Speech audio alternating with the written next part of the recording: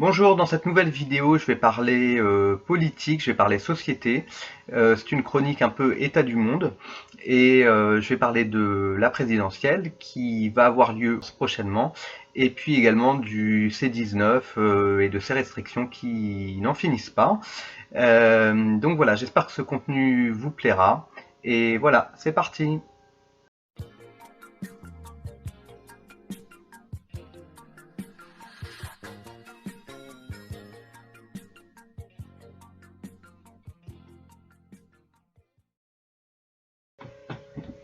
Alors, on va commencer avec les sujets politiques, les sujets d'actualité dont j'ai envie de vous parler aujourd'hui. Et je vais commencer par une anecdote. Donc, hier, j'étais à la manif anti-pass à Angoulême. Voilà, ça fait plusieurs fois que je participe à ces manifestations depuis juillet. J'y vais pas toutes les semaines, mais régulièrement. Et j'ai fait quelques connaissances, donc c'est très sympa de rencontrer des gens avec voilà qui partagent à peu près les mêmes sentiments, les mêmes convictions. On se rend compte qu'on rencontre des gens de milieux très différents au sein même des manifestations. Et puis c'est l'occasion pour moi et je pense pour pas mal de gens de rencontrer des gens différents de son environnement habituel aussi. Et étant donné que tous les dés ont été relancés depuis 2020 et que le paysage socio-politique, culturel est complètement bouleversé, je pense qu'il y a beaucoup de gens qui se rendent compte qu'ils partagent pas finalement les mêmes opinions, les mêmes convictions que leurs proches. C'est le cas pour moi. Et bref, on parlait évidemment des présidentielles vu que ça arrive à grands pas et que c'est très chamboulé, comme par hasard, j'ai envie de dire. Et cette personne avec qui je m'entends bien me disait qu'il fallait voter utile pour faire barrage à Macron. Alors dans l'absolu, je lui disais que oui, évidemment, j'étais complètement d'accord pour faire barrage à Macron et que je voulais absolument pas qu'il soit réélu. Mais voter utile, j'étais pas complètement convaincu. Et je lui disais, je sais même pas si je vais voter parce que moi je voulais voter pour Philippot à la base. Et puis de toute manière, il n'a pas eu ses candidatures, donc il ne se présente pas. Donc ça l'a choqué parce que elle dit oui, c'est quelqu'un d'extrême droite, donc moi je me verrais pas voter pour lui. Donc je lui ai dit oui, mais bon, c'est quelqu'un qui est très engagé dans la résistance, donc c'est pour ça que moi je voulais voter pour lui. Et puis j'ai essayé de lui expliquer pourquoi j'avais changé un peu d'avis sur les partis politiques, les qualificatifs. Euh, donc voilà, c'est un petit peu de ça dont je voulais parler avec vous, voir si vous avez le même sentiment que moi. Moi personnellement, je suis plus du tout impressionné par les qualificatifs extrême gauche, extrême droite, droite, centre, gauche, tout ce qu'on veut. Je trouve que c'est vraiment du pipeau. Quand on y réfléchit, ça ne veut rien dire, hein, puisque c'est comme si on disait rouge, vert, en haut, en bas. Bon, c'est gauche, droite, ça veut rien dire en fait. Hein, c'est vraiment complètement arbitraire. Donc il n'y a pas de raison de s'offusquer de ça. Et mais surtout, ce qui s'est passé ces dernières années, pendant toutes les années Macron, c'est que en fait, je trouve qu'on a vu une politique d'extrême droite appliquée par quelqu'un qui, soi-disant, est du centre. Et je trouve ça incroyable qu'il n'y ait pas eu de mouvement politique, social, comment dire, culturel, pour admettre que Monsieur Macron est quelqu'un qui fait une politique de droite radicale. Voilà, c'est pas du tout quelqu'un du centre. C'est pas du tout quelqu'un de gauche, comme voilà, bon, mais même si la plupart des gens de gauche sont complètement dévoyés et travaillent aussi pour finalement pour le mondialisme, hein, donc mais je veux dire, lui, c'est vraiment tout sauf quelqu'un du centre, quoi. C'est quelqu'un de complètement extrémiste. Donc c'est pour ça que moi, ça ne m'impressionne plus beaucoup les gens qui disent ouh là là, il faut surtout pas l'extrême droite ou il faut surtout pas l'extrême gauche, parce que on est gouverné par des dirigeants et d'ailleurs pas que en France, qui sont complètement extrémistes, mais ils sont dans l'extrême du mondialisme. Et je pense qu'ils ont appliqué beaucoup des programmes type extrême droite, en fait, ce qui fait que ça nous a permis de voir ce que c'était. Et ça semble complètement illogique, vu qu'a priori, le mondialisme, ce serait plutôt une théorie de, comment dire, de souveraineté nationale et plus de relations avec les autres pays du monde. Mais je pense ils ont appliqué des politiques d'extrême droite pour justement faire l'effet carotte, pour que les gens aient envie de revenir à la normale. Et malheureusement, ça a très bien marché. C'est-à-dire que ils ont fermé toutes les frontières, ils ont tout interdit pour que les gens acceptent des sacrifices pour retourner à la vie normale. Et malheureusement, on voit que 80% des gens ont accepté ce chantage, dans le sens où ils ont appliqué des gestes barrières, ils portent le masque tout le temps, ils se font vacciner une fois, deux fois, trois fois, quatre fois, et ils trouvent que c'est normal, et ils pensent que c'est ça la liberté, alors que pendant des années, ils ont vécu librement sans avoir à faire tous ces gestes barrières, etc. Moi, je suis convaincu depuis le début que cette pandémie n'est pas une pandémie, que c'est une épidémie pas si grave que ça, qu'il n'y avait pas besoin de mesures particulières pour la gérer. Je suis absolument pas convaincu par la dangerosité de tout ça. Je pense que voilà, il y a toujours eu des maladies, il y a toujours eu de la mortalité, et que c'est le cycle de la vie. Personne n'est éternel, et que de toute manière, les virus, on collabore avec eux dans la vie, et que voilà, il y a certains scientifiques qui disent que de toute manière, des virus, il y en a partout, tout le temps, et on est tout le temps en train d'en ingérer. Donc, je vais dire, c'est pas plus problématique que ça. Il faut bien, c'est comme ça qu'on fait nos défenses immunitaires. Donc, toutes ces mesures liberticides, à mon avis, elles ont été faites pour que les gens, voilà, se disent, ouh là là, je veux surtout pas revenir à ça, donc je vais obéir aux nouvelles règles. Mais j'ai l'impression qu'on dirait aux gens marcher à quatre pattes, ils le feraient si ça leur permettait d'aller au ciné ou au resto, quoi. Donc tout ça pour dire que moi j'ai plus peur de ce spectre de l'extrême droite, puisque je me dis, même s'il y avait quelqu'un d'extrême droite qui passait, ce que je ne souhaite pas, enfin dans ce que moi j'appelle l'extrême droite, ce serait plutôt Zemmour et Le Pen. Mais de toute manière, même si c'était le cas, ce serait grosso modo ce qu'on a eu avec Macron, hein, voilà. Et même à la limite, peut-être un peu moins pire, voilà. Alors à la limite, on peut dire que Macron est plus subtil dans son art de la division. C'est quelqu'un qui applique à la lettre le programme de Machiavel, hein. C'est-à-dire que voilà, il faut lire le Prince de Machiavel pour comprendre comment Macron dirige le pays. Il fait tout simplement diviser pour régner. Alors effectivement, il le fait de façon plus subtile que Zemmour, qui tape toujours sur les immigrés, comme Le Pen le faisait dans les années 80-90. Même Marine Le Pen ne le fait plus, ça. Mais au final, ça revient exactement au même. Et aujourd'hui, les immigrés, les méchants, bah c'est nous, c'est moi, c'est les gens qui n'obéissent pas aux nouvelles règles. Mais ça revient toujours au même. C'est toujours une partie de la population qui est exclue, une partie de la population qui sont les moutons noirs. Donc tout ça pour dire que par rapport à Philippot, pour moi, Philippot, c'est quelqu'un qui est beaucoup moins extrémiste que la plupart des dirigeants de ce monde, puisque c'est quelqu'un qui est pour le rétablissement de la liberté, le rétablissement d'une certaine, voilà, qu'on fiche la paix aux Français, et s'ils veulent faire des actes médicaux, ils le font, s'ils le veulent pas, ils le font pas. Et puis c'est tout. Donc si c'est ça, être extrême droite, moi ça me dérange pas. Bon, la question se pose pas vu qu'il a pas sa candidature validée. Bon, de toute manière, c'est quelqu'un qui est, je pense, intéressant dans l'opposition, hein, finalement, pour des mouvements plutôt citoyens que pour peut-être des mouvements politiques au sens propre du terme. Mais voilà, moi je sais que honnêtement, par contre, hein, je dois dire, il y a encore 2 ans, j'avais un a priori sur lui ou sur d'autres personnes. Mais en regardant ses vidéos, en regardant ses interventions, j'ai vu que c'était quelqu'un qui était beaucoup plus sincère, qui prenait beaucoup plus de risques que les autres politiques. C'est quelqu'un qui n'est pas financé par des grandes banques, par des grands médias, voilà, par des moyens officiels traditionnels, on va dire. Donc c'est quelqu'un qui est beaucoup plus indépendant. Voilà.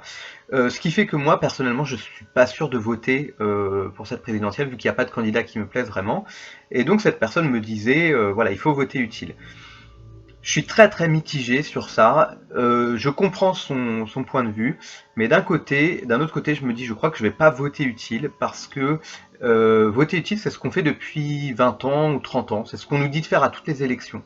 Et en fait, est-ce qu'on se fait pas avoir à chaque fois? Parce que finalement, quand Macron est passé, c'est beaucoup parce que les gens ont voté utile pour faire barrage à Marine Le Pen.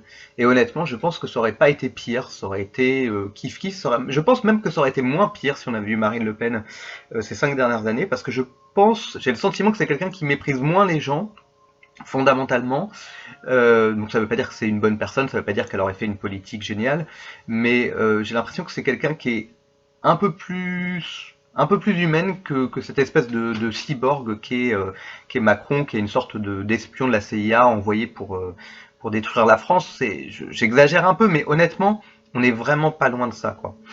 Donc voilà. Moi, je pensais pendant longtemps d'ailleurs qu'il se présenterait pas.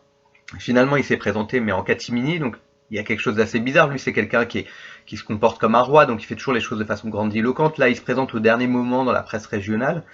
Donc, je suis pas sûr qu'il ait vraiment envie de passer. Enfin, peut-être qu'il a envie de passer, de faire un second mandat, mais je suis pas sûr qu'il pense que ce soit faisable.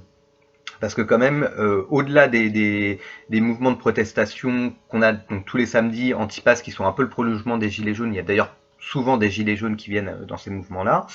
Il y a aussi le mouvement des camionneurs.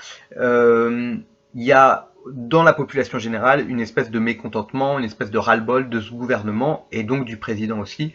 Donc, avec malgré toutes les campagnes de communication qu'ils peuvent faire, je pense pas que sa popularité soit au top.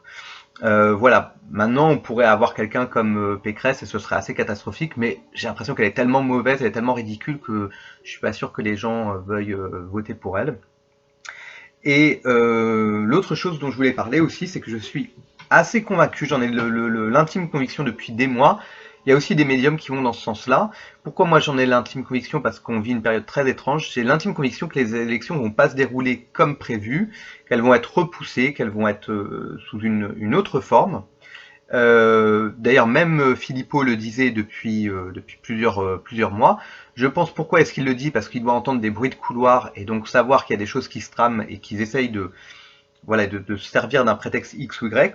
On pensait que ce serait le prétexte Covid, mais finalement on voit qu'avec la guerre en Ukraine, bah, finalement ils ont un prétexte parfait pour repousser les élections. Donc ça m'étonnerait pas du tout que ça arrive. Ce serait très énervant d'un côté, et de l'autre, est-ce que ce serait pas, comme je disais donc à cette personne avec qui je discute dans les manifestations, est-ce que ce serait pas l'occasion de réveiller une grande contestation chez les gens et que les gens se disent, dans la population générale, trop c'est trop, ils nous prennent vraiment pour des billes, quoi. Parce que c'est pas parce qu'il y a la guerre en Ukraine qu'on peut pas faire une élection présidentielle, ça n'a rien à voir, quoi. Voilà. Euh, donc on verra ce qu'il en est. Mais franchement, je le sens assez comme ça, parce que pendant le règne de Macron, il y a eu très très souvent des événements politiques qui ont été instrumentalisés. Et moi, je me souviens, le truc le plus flagrant, c'est l'incendie de Notre-Dame. J'ai vraiment eu le sentiment, pour l'incendie de Notre-Dame, que c'était instrumentalisé, que ça tombait parfaitement, parce que lui, il était en train de gérer difficilement la crise des Gilets jaunes, entre guillemets. Et juste à ce moment-là, il y a l'incendie de Notre-Dame. Donc ça lui permet de complètement dévier l'attention. Et comme les médias sont tous au bot, enfin étaient là, peut-être dans les semaines à venir, ils vont commencer à changer de stratégie. Ils commencent un petit peu à changer de stratégie, mais pendant tout le règne de Macron, ils étaient complètement au bot de Macron, puisqu'ils sont tous payés par des millionnaires, hein, des actionnaires, qui travaillent pour les mêmes gens que Macron. Donc en fait, ils vont tous dans le même sens. Donc tout si c'était redirigé sur Notre-Dame, moi personnellement c'est un truc qui m'a pas du tout ému. J'ai trouvé que c'était fake du début à la fin. Je sais pas si on aura la vérité un jour, mais je crois pas que ce soit un accident, c'était trop gros, je pense que c'était prémédité. Et là on a la guerre en Ukraine. Alors évidemment on va pas dire que la guerre en Ukraine a été déclenchée à la faveur de Macron. Mais on a une situation de merde partout en Europe avec cette crise du Covid qui n'en finit pas. Et tous les dirigeants, quelque part, qui sont à bout de leurs mesures liberticides et qui sont en train de faire rétropédalage. Mais en fait, le problème, c'est que s'ils font rétropédalage, il faudrait qu'ils se justifient. Et ils n'ont pas envie de se justifier. Donc c'est pour ça que je pense qu'une guerre en Europe est assez utile pour l'État profond dans tous les pays européens, parce que ça leur permet de détourner l'attention. Et on peut dire, mais ils sont pas du tout à l'origine de ça, de cette guerre, vu que en fait c'est la Russie qui déclenche cette guerre. Oui, mais ce qu'il faut voir, c'est que derrière ça, il y a un contexte tendu depuis des années, et que finalement, c'est les États profonds à travers l'OTAN, hein, donc c'est le nouvel ordre mondial, qui poussent à la guerre. Et là, je pense qu'ils ont un petit peu encore plus poussé le bouchon pour que finalement ça pète. Donc voilà. Après, moi, je ne suis pas comme certains lanceurs d'alerte ou comme certains comment dire, manifestants qui sont pro-Poutine. J'ai pas du tout envie de me positionner pro pour quelqu'un qui est en place. Voilà, pour des personnalités politiques comme Florian Philippot, par exemple, qui ne sont pas je dirais actif, je trouve que c'est normal ça peut être justifié de se positionner, de donner son point de vue sur ça. Après, pour des gens qui sont en place, à moins vraiment qu'ils fassent un job exceptionnel, mais c'est rarement le cas, voilà, j'ai pas envie de me positionner. Donc, c'est pas du tout pour être pro pour cette politique offensive et dangereuse et qui fait peur, hein, c'est sûr. Mais il y a tout un contexte qui n'est pas du tout expliqué. Et d'ailleurs, on voit dans les médias, moi le peu que je regarde les médias, on voit qu'il y a toute une propagande pour comment dire, rendre l'Ukraine très gentille, très bienveillante, alors que c'est un pays dont on ne parlait jamais et qui est un pays, je ne sais pas si c'est un pays, je ne dis pas que c'est un bon ou un mauvais pays, mais politiquement c'est très très éloigné de nous et ça n'a rien à voir avec nos pays. Donc, mais en tout cas, il n'y a pas de lien particulier. Donc on voit il y a vraiment une propagande pour faire adhérer les gens au peuple, un petit peu comme si la guerre était en Italie ou en Espagne, quoi. Alors que c'est pas du tout le cas. Je pense que en fait, les dirigeants mondialistes, ça les arrangerait bien qu'il y ait la guerre qui se déclare sur nos territoires. Je pense que c'est ce qu'ils souhaiteraient. Et ils le font au service de la paix, soi-disant pour défendre la démocratie. Mais comment on peut les croire 2 secondes que des gens comme Trudeau, comme Macron défendent la démocratie?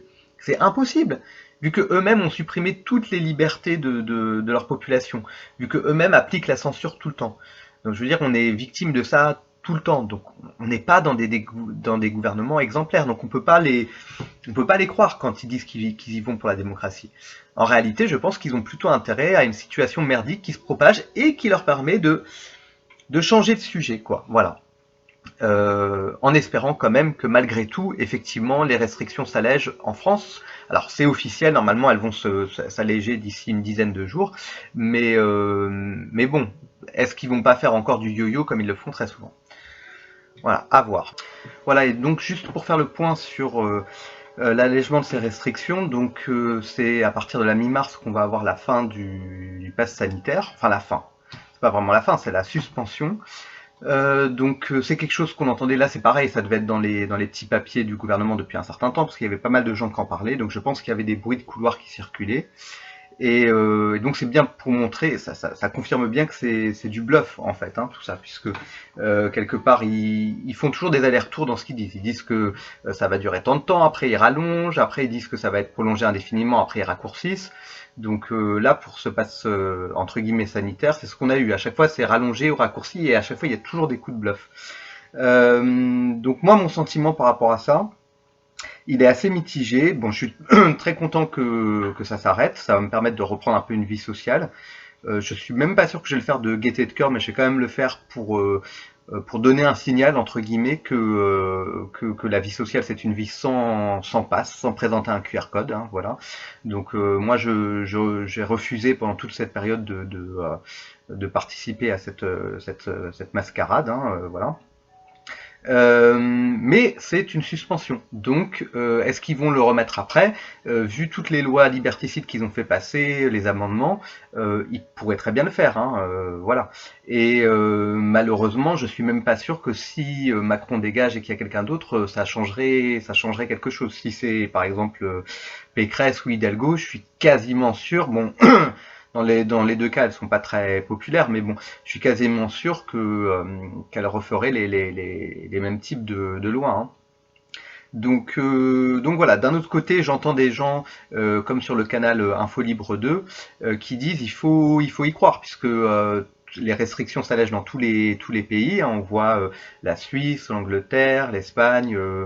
Bon, je sais pas exactement la situation pour tous les pays, mais les restrictions sont très très allégées. Donc ça prouve bien que quelque part c'était surtout un chantage à la vaccination. Hein, voilà, c'était le but. Les gens sont précipités vers cette vaccination en pensant que ce serait comme ça pour toujours. Or, ça peut pas être le cas, c'est pas tenable. Mais après, voilà, moi, il y a une telle malveillance chez les gouvernements mondiaux en ce moment que je me dis, est-ce qu'ils trouveront pas un variant, une nouvelle maladie aussi, hein, voilà, on voit des personnages obscurs comme Attali qui parlent, comme Bill Gates aussi, hein, dont il faudrait que je fasse une vidéo entière sur lui, qui parle de nouveaux virus qui vont arriver. Donc ils peuvent très bien nous refaire le coup avec un nouveau nom. Hein. Ce sera pas un coronavirus, ce sera un je sais pas quoi. Donc voilà, je reste un peu sur la défensive. Et puis, quoi qu'il en soit, même si c'est une très bonne chose que ce pass soit arrêté, je pense qu'ils vont nous lâcher la grappe pendant quelques mois. Ce qui est très très choquant, c'est que c'est toujours le cas à l'hôpital. Par contre, on a toujours besoin du pass à l'hôpital. Et ça, c'est vraiment le pire. Alors, c'est complètement incohérent parce qu'on a quand même pas mal de témoignages de gens qui ont réussi à être hospitalisés sans être vaccinés. Heureusement, j'ai envie de dire. Parce qu'en général, on peut être hospitalisé pour des choses qui n'ont absolument rien à voir. Donc, c'est voilà. Faut-il encore rappeler que cette maladie n'est pas plus dangereuse qu'une grippe? Donc de toute manière, voilà, on ne demande pas à l'obligation à la population entière d'être vaccinée pour la grippe. Donc pourquoi est-ce que ce serait le cas pour une maladie très peu mortelle? Et puis surtout avec une injection expérimentale, c'est ça le problème de fond aussi, hein.